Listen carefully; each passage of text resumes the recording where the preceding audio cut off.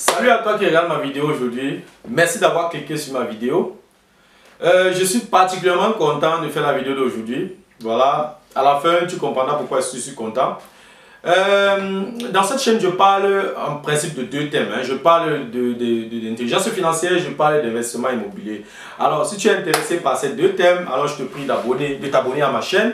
Et si tu ne veux manquer aucune vidéo, tu ferais mieux, n'est-ce pas, d'activer la cloche de notification. Là, tu recevras la notification à chaque fois qu'une nouvelle vidéo sera mise en ligne. Voilà, si tu as des remarques, des suggestions, des questions, des critiques ou des propositions d'amélioration dans le respect, alors tu peux m'écrire en commentaire ou alors tu peux me contacter directement. Mais comme mon contact s'affiche à l'écran, voilà, si tu as besoin de mon expertise, alors je suis là, tu peux m'appeler, tu peux me contacter, tu peux m'écrire. Voilà. Si la vidéo t'a plu, voilà, tu peux la partager et je te prie également de me recommander auprès de tes proches. Voilà. Pourquoi je suis content de la vidéo d'aujourd'hui? Aujourd'hui, on va parler, parce que beaucoup d'entre nous, ils ont de l'argent, ça entre à gauche, ça sort à droite. Parce qu'on n'a pas la maîtrise de nos finances, n'est-ce pas? Dans la vidéo d'aujourd'hui, nous allons parcourir ensemble 7 dévoreurs d'argent qui t'empêcheront d'atteindre ta liberté financière. Si tu veux en savoir plus, si ça t'intéresse, reste scotché. On continue juste après le générique.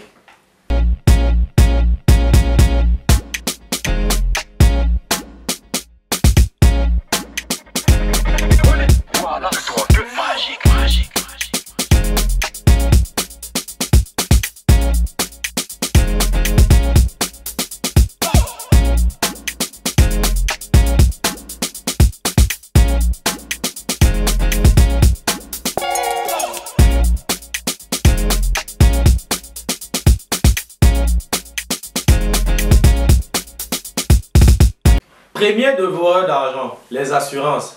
Wow.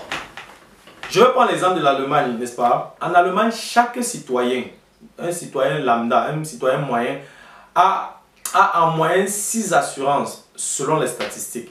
Voilà. Ce que tu dois faire ici, c'est d'examiner tes assurances de plus en plus, de plus près. C'est-à-dire que même si tu as déjà signé, même si tu as déjà souscrit ces assurances, il faut les examiner de temps en temps. Lorsque tu te rends compte que tu n'as pas besoin d'une assurance, il faut résilier immédiatement le contrat. Ça ne sert à rien, ou bien tu ne prolonges pas. Ça ne sert à rien. C'est un gaspillage d'argent inutile, n'est-ce pas? Voilà. Consulte les sites de comparaison, n'est-ce pas, pour obtenir des assurances à bon prix, n'est-ce pas? Dans ces sites, tu auras plusieurs offres. Tu auras plusieurs offres. Là, maintenant, tu as l'embarras de choix. Tu peux choisir ce qui te convient mieux, n'est-ce pas? Tu peux également visiter les sites des coursiers ou des sous-traitants en assurance pour également obtenir des assurances moins chères. Voilà.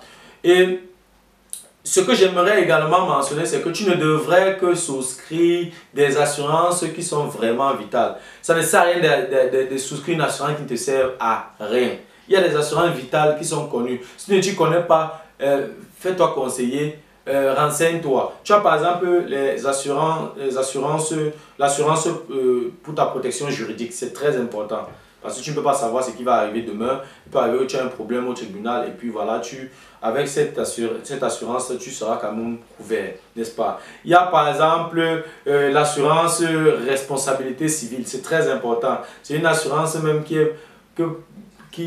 devrait même être obligatoire. Et je te conseille vivement, n'est-ce pas? Il y a l'assurance automobile, ça c'est automatique. Donc tu ne peux pas enregistrer un véhicule sans assurance automobile. Tu as l'assurance maladie, c'est également automatique. Il y a plusieurs autres assurances, je ne vais pas tout lister ça ici, sinon la vidéo sera très longue.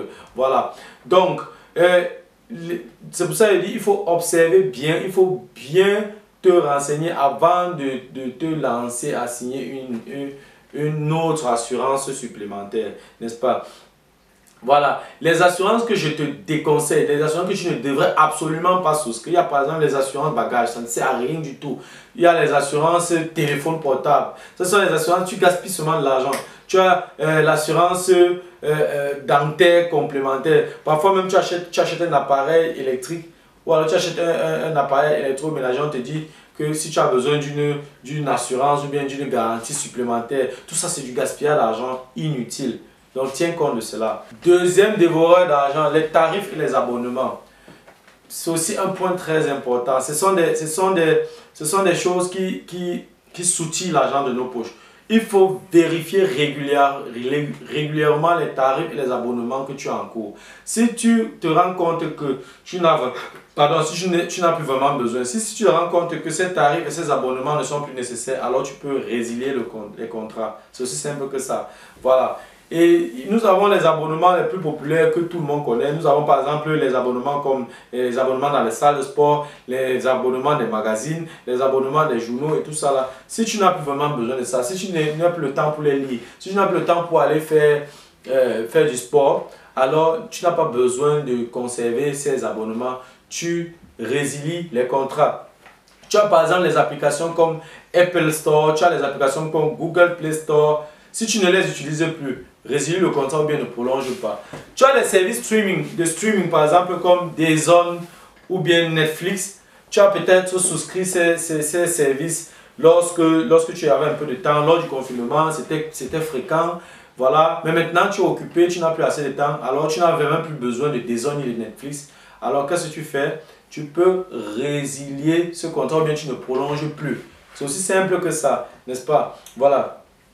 Et si tu es par exemple sportif, généralement quand tu es sportif amateur, tu as une cotisation que tu dois verser chaque trimestre, n'est-ce pas? Ça dépend du club. Ça peut être chaque mois, ça peut être chaque trimestre, ça peut être annuel, n'est-ce pas? Voilà, si tu n'es plus actif, alors ça ne sert plus à rien de conserver ce contrat. Tu peux résilier ce contrat, ça te permet d'épargner donc ces cotisations. Voilà.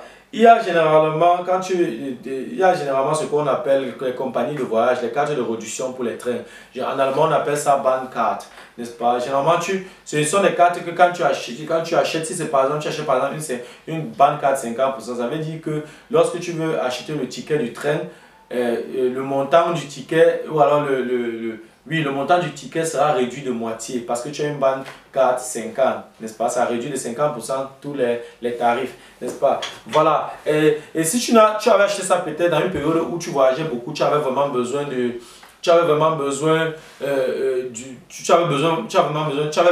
cette réduction, alors tu as acheté. Maintenant que tu ne vois plus trop l'utilité de cette carte, alors résilie juste le contrat ou bien ne prolonge pas.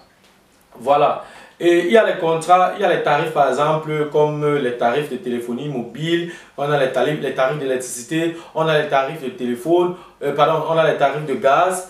Bref, tous ces tarifs-là, vérifie, lance un coup d'œil régulièrement. Si tu n'en as plus besoin, tu résilies tout simplement le contrat. C'est aussi simple que ça. Troisième dévoreur d'argent, le véhicule. Waouh! Voilà aussi quelque chose. Mais beaucoup de personnes ignorent ceci. La voiture perd rapidement sa valeur. La perte de valeur de la voiture est de 50% en 3 ans. Ça veut dire que les premières années de vie d'un véhicule, ce véhicule perd 50% de sa valeur. C'est très important à savoir, n'est-ce pas? Et ce n'est pas la seule chose. La voiture est liée à des coûts. Tu as par exemple les frais de carburant, tu as les frais, n'est-ce pas, de réparation, tu as les frais de contrôle technique, tu as les frais de parking, tu as les frais d'assurance, tu as les frais d'entretien, n'est-ce pas? Et si tu as par exemple pris un crédit pour acheter ce véhicule, tu as également les frais, n'est-ce pas, du financement. Tu as les frais du crédit que tu as pris pour acheter le véhicule. Donc, tu dois considérer tous ces frais-là. Donc, on va te lancer dans l'achat d'un véhicule. Il faut tenir compte de toutes ces charges-là par la suite. Voilà. Je vais te donner quelques conseils, n'est-ce pas, lorsque je te décide d'acheter un véhicule. Si tu te décides d'acheter un véhicule, il faut déjà acheter un véhicule d'occasion. Achète une voiture d'occasion, n'est-ce pas? Et je te conseille également de tout faire. Ta voiture ne doit pas être plus chère que 2 fois ton revenu mensuel. C'est très important. Donc, quand tu achètes, si tu gagnes 2500 euros, si tu as 2500 euros de revenus, il ne faudrait pas que ta voiture coûte plus de 5000 euros. C'est très important. Si tu veux éviter certaines difficultés financières, je parle par expérience. Voilà.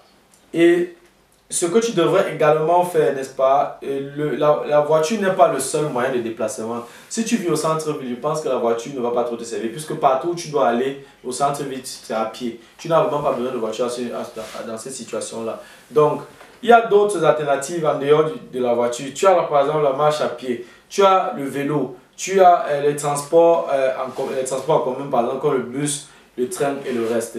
Donc, pense à ces autres alternatives pour pouvoir éviter ce troisième dévoreur d'argent. Quatrième dévoreur d'argent, la dépendance. Si tu es dépendant, par exemple, tu consommes beaucoup l'alcool, donc tu es alcoolique, tu fumes beaucoup et tu consommes beaucoup de drogue. Voilà, il faut savoir que ton chemin vers la liberté financière est encore plus compliqué, n'est-ce pas? Aujourd'hui, les cigarettes sont devenues un peu plus chères, n'est-ce pas? On va considérer l'Allemagne. Un paquet de cigarettes coûte en moyenne 7,30 €, n'est-ce pas? Voilà, supposons que tu fumes un paquet de cigarettes par jour. Nous serons donc à 7,30 € multiplié par 365 jours, ce qui te fait 2665 € par an pour la cigarette, n'est-ce pas? En 40 ans, tu aurais dépensé donc 40 multiplié par 2665 €, tu seras à 107 000 € de dépenses pendant 40 ans. Waouh! C'est beaucoup, non? C'est assez. Voilà. Maintenant, si on considère l'effet des intérêts, n'est-ce pas? On suppose que les 2665 € là, tu ne consommais pas la cigarette avec, tu investissais plutôt. Tu faisais un investissement qui a un rendement de 5% par an, n'est-ce pas? Et si on considère donc la durée de 40 ans, voilà, quelle sera donc ta fortune? Ta fortune sera donc égale à 317 000 € pendant 40, après 40 ans.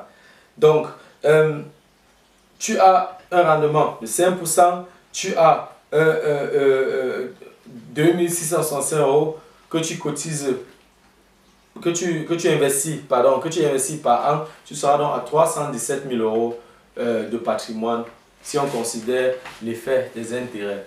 Voilà. Cinquième dévoreur d'argent, les achats impulsifs. Selon la recherche, l'achat impulsif se produit lorsque tu es fatigué, n'est-ce pas? L'achat impulsif peut également se produire lorsque tu es quelqu'un qui est faible dans la prise de décision. L'achat impulsif peut également se produire lorsque tu es émotionnellement instable, n'est-ce pas? Donc, si tu es dans cette situation, dans l'une des trois situations, n'est-ce pas? Tu dois définir ou développer, n'est-ce pas, des stratégies, n'est-ce pas, des stratégies pour éviter les achats impulsifs. Voilà, comme conseil de ma part, n'est-ce pas, je te dirais tout simplement, comme première stratégie ou bien comme premier conseil, fais toujours tes courses avec une liste d'achats, n'est-ce pas, afin d'éviter les achats imprévus. Si quelque chose n'est pas sur ta liste, tu n'achètes pas, n'est-ce pas? Et lorsque tu as même acheté, tu arrives au supermarché, lorsque tu as même acheté, il faut toujours te poser la question de savoir, est-ce que j'en ai vraiment besoin? Est-ce que ça vaut la peine? Est-ce que je dois vraiment acheter ce que je suis en train de vouloir acheter? Donc, tu dois te poser ces questions-là. Si tu as un seul instant une hésitation, tu n'achètes pas.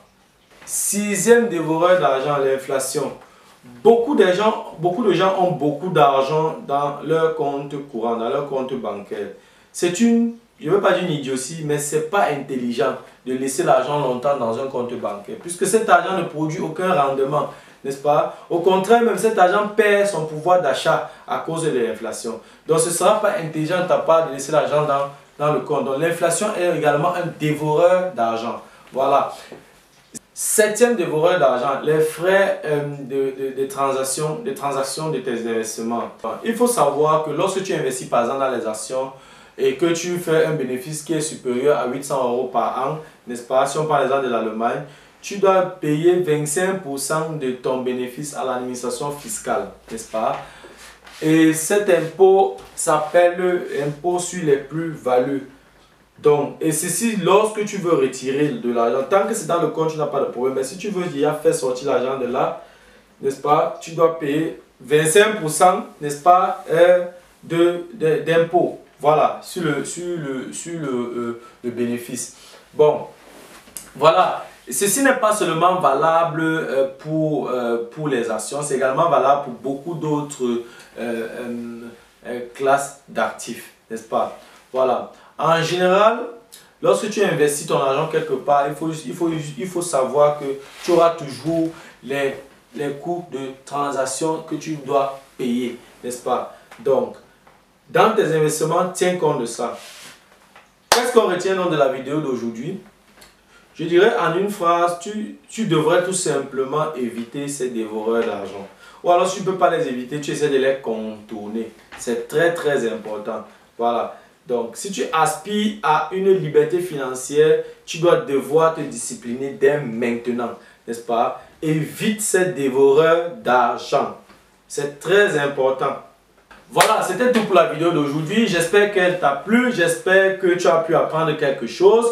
Voilà, si tu veux me remercier pour le travail que j'abat jour et nuit pour te fournir de tels contenus aussi percutants, voilà, tu ferais mieux, n'est-ce pas, de t'abonner à ma chaîne et activer la cloche de notification pour avoir l'information lorsqu'une nouvelle vidéo est en ligne. Tu peux m'envoyer un like et partager ma vidéo. Voilà, si tu penses que j'ai de l'expertise qu'il faut, tu peux me recommander à tes amis et à ta famille, n'est-ce pas? Voilà, si tu as des questions, des suggestions, des propositions d'amélioration, voilà, tu as des critiques, n'hésite pas à m'écrire en commentaire. Mais comme j'ai dit tout à l'heure, avec respect, n'est-ce pas? Et dans le calme, n'est-ce pas? Parce que dans cette chaîne, nous ne sommes pas au bar, on parle d'argent ici. J'ai besoin de personnes posées, des personnes calmes. J'ai besoin de personnes qui sont prêtes à faire un pas vers leur liberté financière. J'ai besoin de personnes qui sont prêtes, n'est-ce pas, à sortir de leur zone de confort. C'est très important. Voilà, ça m'a fait énormément plaisir de partager ces informations avec toi. Voilà, ça me ferait encore plus plaisir de te revoir à la prochaine vidéo. Merci pour ton temps, merci pour ton attention, merci pour ta disponibilité. C'était Fabrice de Imogénie. Ciao.